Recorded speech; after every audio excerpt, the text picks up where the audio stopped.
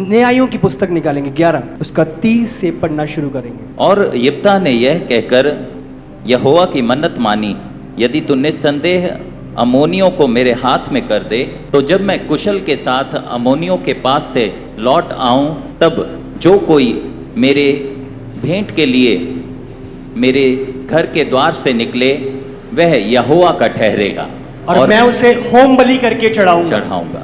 तब यिप्तह अम्मोनियों से लड़ने को उनकी ओर गया और यहोवा ने उनको उसके हाथ में कर दिया। उसके हाथ में कर दिया। ध्यान दो, ये नहीं था कि उसकी मन्नत के कारण किया था, यहोवा ने अपने प्रेम अपने अनुग्रह के कारण किया था। अब समझ रहे हो क्या मन्नत मानी थी कि जब मेरे हाथ में कर दे, जब मैं जीत जाऊंगा, घर पे लौटूंगा, तो जो भी घर के द्वार से बाहर आएगा उसको मैं बलिदान करके चढ़ा दूंगा। वो क्या सोच रहा था कि क्या निकलेगा। घर, आप घर जाते हो, आपके घर से बाहर कौन निकलता है? आपका कोई परिवार, आपका कोई बच्चा, आपकी वाइफ। आप समझ रहे हो, यही निकलेंगे। और वह अरोएर से मिनीत तक जो 20 नगर हैं, वरन आबेल करामीम तक जीतते जीतते उन्हें बहुत बड़ी मार से मारता गया और अम्मोनी इजराइलियों से हार गए। जब यिप्तह यिस्पा को अपने घर आया और तब उसकी बेटी डफ बजाती और नाचती हुई उससे भेंट के लिए निकल आई। कौन निकली द्वार से? उसकी बेटी।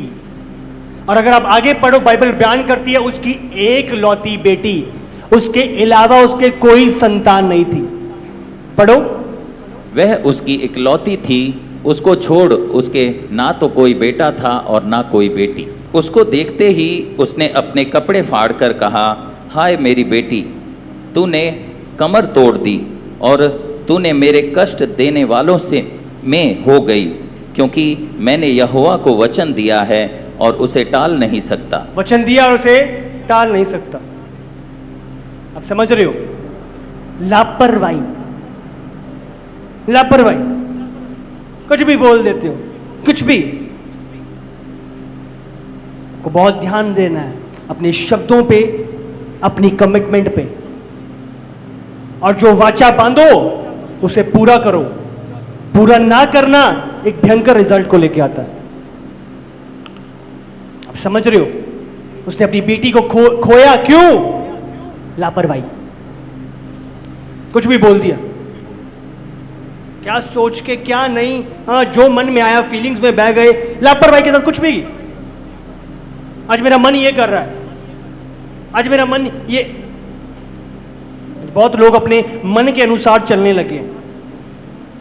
मन इधर ले जा रहा है तो उधर जा रहे हैं, उधर ले जा रहा है उधर जा रहे हैं। मन पर नियंत्रण नहीं। को ध्यान रखना है क्या चीजें बोल रहे हो। मर जा, ये हो जाए, ये हो जाए, अब कुछ भी बोल देते हो अपने मुंह से, और वही चीजें शैतान इस्तेमाल करता आपके खिलाफ। तो आपको आपके शब्दों में लापरवाही नहीं करनी, क्योंकि शैतान उस लापरवाही को इस्तेमाल करेगा और आपसे छीनेगा। मेरे जीवन जो तो दुख ही लेके आए, शैतान उसी शब्द को इस्तेमाल करेगा और दुख लेके आएगा और सारा सुख छीन लेगा। और प्रभु ये ऐसा जीवन क्यों है? वो तू ही तो बोले ऐसी है, दुख लिखे है तो वही आ रहे तेरे जीवन च।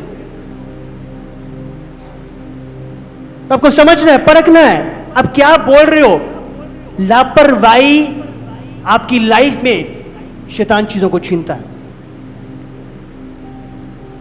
कुछ भी बोल देना, कुछ भी कर देना, लापरवाही।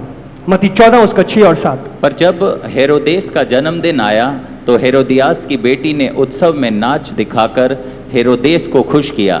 इस पर उसने शपथ खाकर वचन दिया, जो कुछ तू मांगेगी मैं तुझे दूंगा। जो कुछ तू मांगेगी मैं तुझे दे दूंगा। एक राजा होने के नाते उसका कितनी लोगों के प्रति जिम्मेदारी है। आज हम एक प्रधानमंत्री को, एक सीएम को चुनते हैं तो वो अकेला सीएम नहीं है, वो इतने सारे लोगों को रिप्रेजेंट कर रहा है। अब समझ रहे, उस पद पे एक जिम्मेदारी है उसके ऊपर। एक कोई भी लड़की आ रही है, नाच दिखा रही है और प्रसन्न होके वो क्या बोल रहा है, कुछ भी मांग ले, आधा राज्य तक दे दूंगा। लापरवाही में कुछ भी बोल दिया। अब समझ रहे हो? और उसने क्या मांगा? मम्मी के पास जाती, मम्मी क्या मांगू? मम्मी जलन करती थी यूहन्ना बपतिस्मादाता से, उसका सर मांग। पढ़ो आगे। वह अपनी माता के उस्काने से बोली, माता के उस्काने से बोली, यूहन्ना बपतिस्मादाता देने वाले का सिर थाल में यही मुझे मंगवा दे। राजा दुखी हुआ, पर अपनी शपथ के और सारे बैठने वाले के कारण आज्ञा दी कि दे दिया जाए। वो दुखी हुआ, वो नहीं चाहता था, वो राजा यूहन्ना बपतिस्मादाता से प्रेम करता था, पर क्योंकि शपथ दे दी थी, क्योंकि लापरवाही कर दी थी, अफसोस आया। जब आप लापरवाही करते हो तो आप फ्यूचर में अफसोस को देखते हो, आप दुखी होते हो, मैंने क्यों बोल दिया, मैंने क्यों ऐसा कर दिया। अब समझो, लापरवाही अफसोस को पैदा करती है। तो आपको अलर्ट रहना है, कुछ भी यूं ही नहीं आधे राज्य तक ले ले। तेरा थ्रोन मांग ले अभी तो क्या, कहां जाएगा?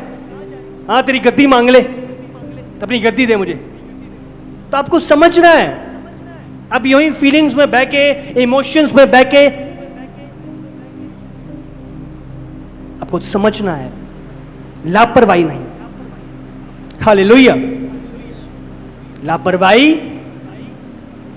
आपकी लाइफ में से चीजों को छीनती है, लापरवाही अफसोस लेके आती है। और एक तीसरा जो आपकी लाइफ में, जिसके कारण आप चीजों को खोते हो अपनी लाइफ में, परमेश्वर की विधियों से अनजान रहना। प्रभु की विधियों से, प्रभु के ज्ञान से, प्रभु की बातों से अनजान रहना। भजन संहिता 82 उसका 5, 82 वर्स 5। वे ना तो कुछ समझते और ना कुछ जानते हैं, परंतु अंधेरे में चलते फिरते रहते हैं, पृथ्वी की पूरी नींव हिल जाती है। प्रभु की बातें नहीं जानते।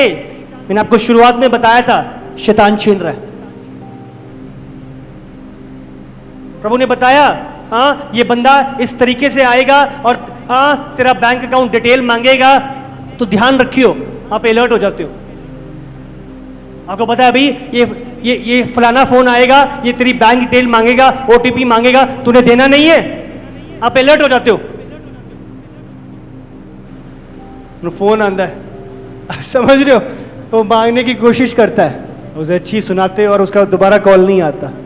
हाँ, आप अलर्ट हो, आप गिर नहीं जाते, आप खोद नहीं बैठते चीजों को। क्यों?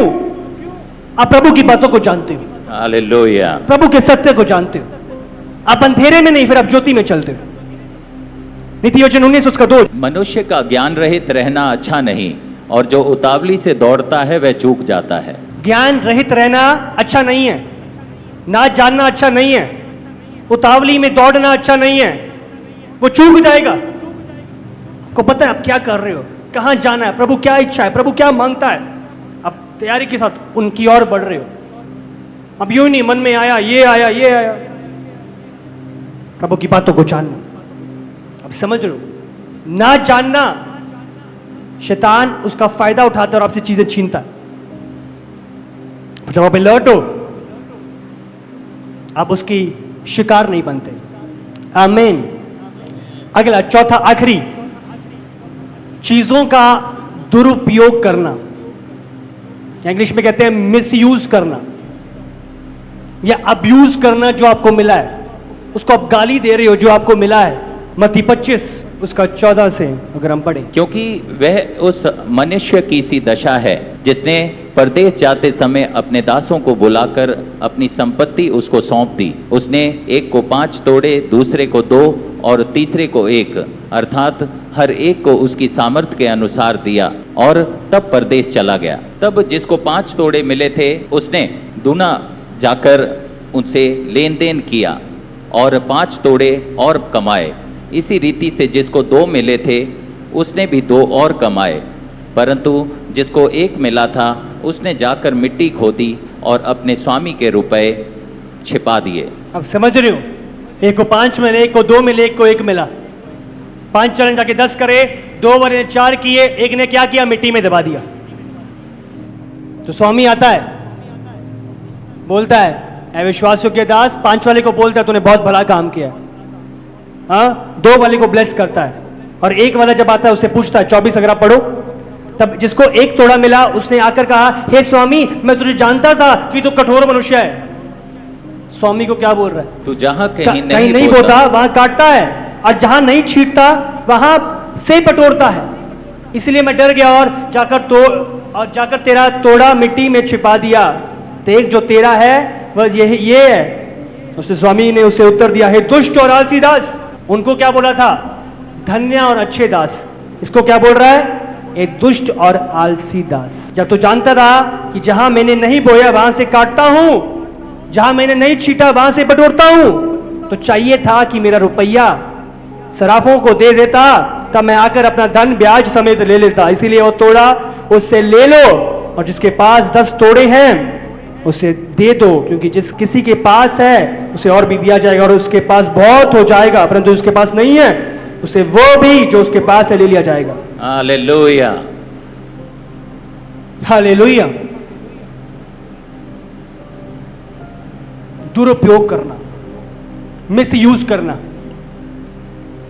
जो प्रभु ने आपको दिया उसकी वैल्यू ना रखना, आपकी लाइफ से प्रभु छीन लेता है। आपकी लाइफ से वो चीजें छीनी जाती हैं। उसने दुरुपयोग किया, इतना बड़ा उसे टैलेंट दिया है, एक दिया है, उसे इस्तेमाल कर। आज प्रभु ने अलग अलग तोड़े दिए हैं लोगों को, आज उसे दबा रखा है, जमीन में गाड़ दिया। आप समझ रहे हो, तोड़े नहीं दबाए जाते जमीन में, बीज बोए जाते हैं, पर तोड़े दबा रखे। जो प्रभु ने आपको कार्य किया है उसकी वैल्यू को समझना है, उसको ईमानदारी से निभाना है, पूरी बल पूरी सामर्थ्य से पूरा करना है। प्रभु ने सेवा दी है, उसे ईमानदारी से निभाओ। प्रभु ने काम दिया, जिम्मेदारी दी है, उसे ईमानदारी से निभाओ। जो तोड़ा प्रभु ने ठहराया आपकी लाइफ में, सुसमाचार करो, सुसमाचार जाके। जो तोड़ा दिया है उसे इस्तेमाल करो, उसे इस्तेमाल करना उसे और बढ़ाएगा। हालेलुया। जब आप लापरवाही करते हो आप चीजों को खो बैठते हो।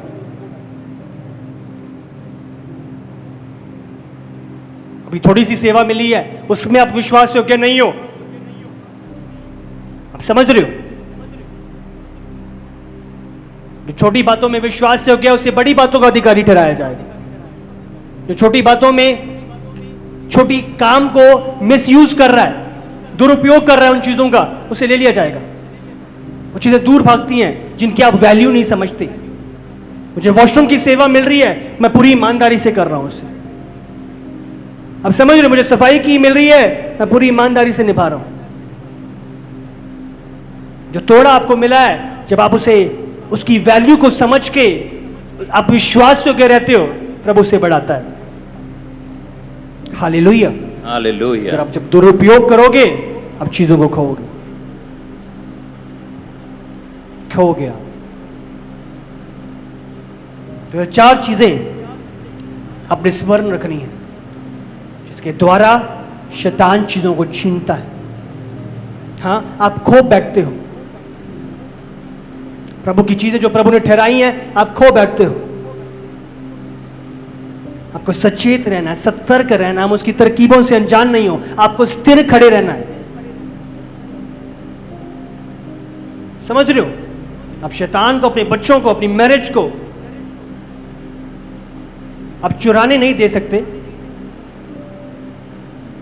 आप अपने आप से तुझे दूर नहीं होने दे सकते। आपको अलर्ट रहना है। ये आ रहा है, ये किस लिए आ रहा है, आप अलर्ट हो। विरोध सताव से आप डर नहीं जा रहे। प्रभु का वचन याद आता है, धन्य है वो लोग जो मेरे नाम के कारण सताए जाते हैं, मेरे नाम के कारण दुख उठाते हैं, क्योंकि परमेश्वर ने उनके लिए स्वर्ग में एक बड़ा प्रतिफल ठहराया है। आप खड़े रहते हो, 2 लगी हैं, एक और मार यार, और बड़ा फल मिलेगा। आप समझ रहे हो? आप जानते हो, समझते हो, फिर आप गिर नहीं जाते, शैतान छीन नहीं लेता, आप अलर्ट हो। लूका 8 उसका 26। फिर वे गिरोसेनियों के देश में पहुंचा, उस पार गलील के सामने था। जब एक किनारे उतरा तो एक मनुष्य उसमें मिला जिसमें दुष्ट आत्माएं थीं। वो बहुत दिनों से कपड़े पहनता था और वह घर में ना रहता था वरन कब्रों में रहता था। वो बाइबल लिखा अपने शरीर को काटता था वो बंदा। आप सबको पता है इस मनुष्य के विषय में और किस प्रकार यीशु ने उसे छुड़ाया। पर ध्यान दें, इसका 34 और 35 पढ़ो। चरवाहे यह जो हुआ था देखकर भागे और नगर में और गांव में जाकर उनका समाचार दिया। लोग यह जो हुआ था उसे देखने को निकले और यीशु के पास आकर जिस मनुष्य से दुष्ट आत्माएं निकली थी उसे यीशु के पांव के पास कपड़े पहने और सचेत बैठे हुए पाकर डर गए। क्या देखा कि जिसका छुटकारा हुआ है वो कहां बैठा है? यीशु के पैरों के पास। हालेलुया। आप समझ रहे हो? जिसका छुटकारा हुआ है वो कहां बैठा है? यीशु के पैरों के पास। पढ़ो आगे। और देखने वालों ने उनको बताया कि वह दुष्टात्मा का सताया हुआ मनुष्य किस प्रकार अच्छा हुआ। क्या देखा? कि वो यीशु के पांव के पास बैठा है और सचेत बैठा है। इंग्लिश में लिखा है इन हिज राइट माइंड, सही मन। तो आप दुष्टात्मा निकल गई है, पर उसके बाद यीशु के पास आकर अपने मन को सही करना आपके पूर्ण छुटकारे को लेके आएगा। आमीन। मैंने बहुत गहरी बात बोली आपसे, आप समझ रहे हो? छुटकारा पा लिया, दुष्टात्माएं थी, अब जो मर्जी करो, अब चर्च आने की जरूरत नहीं है। आपको पूर्ण छुटकारे के लिए यीशु के पास कलीसिया में आपको बने रहना पड़ेगा। तब प्रभु आपके मन पे काम करेगा, आपके मन को सही करेगा और आप पूर्ण छुटकारा पाओगे यीशु के सामर्थी नाम से। Hallelujah, hallelujah. वो छुटकारा पाके अपने घर को भाग नहीं गया, जैसी छुटकारा पाया वो यीशु के पैरों के पास आ गया। तो जब प्रभु हमें हील करे, हमें छुटकारा दे, हमें यीशु के पैरों के पास, यीशु के निकट जाना है। यीशु से काम निकलवा के दूर नहीं भाग जाना। हालेलुया। यीशु के पास आना है। प्रभु को ये लापरवाही है, आप समझ रहे हो, जो लोग करते हैं जिसके कारण वो और बड़ी विपत्ति में पड़ जाते हैं। बाइबल में लिखा है एक दुष्ट आत्मा जाती है, घूमती है चारों तरफ, कोई जगह नहीं पाती, दोबारा उसी के पास आती है और वहां पे कोई प्रभु नहीं, उसके अंदर कोई चर्च नहीं, उसके अंदर कोई परिपूर्णता नहीं, कोई वचन नहीं। 7 और बड़ी दुष्ट आत्मा को ले आती है और उसका हाल पहले से भी बुरा हो जाता है। हाल कहां पे अच्छा होना है? छुटकारे के बाद यीशु के पास, यीशु से चिपक जाओ। जिसने छुड़ाया है, जिसी ने हील किया है, उसी के पास आपकी सुरक्षा है। हालेलुया। आज चंगा हो गया, कल को बीमारी दोबारा नहीं आएगी। आज छुटकारा गया, दुष्टात्मा क्या चला गया। अब समझ रहे हो? पर सुरक्षा कहां है, बचाव कहां है? यीशु के पास।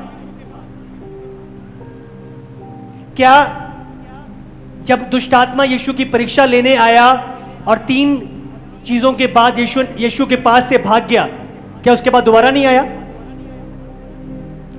दोबारा आया कि नहीं? हाँ, कब आया? आज ही बताया आपको, पतरस में से होके आया। अब समझ रहे हो? शैतान चुप नहीं बैठ जाता, एक बारी चला गया दोबारा आ रहा है। पतरस को डांटा, उसके बाद दोबारा आया यहूदा के बीच में से होके।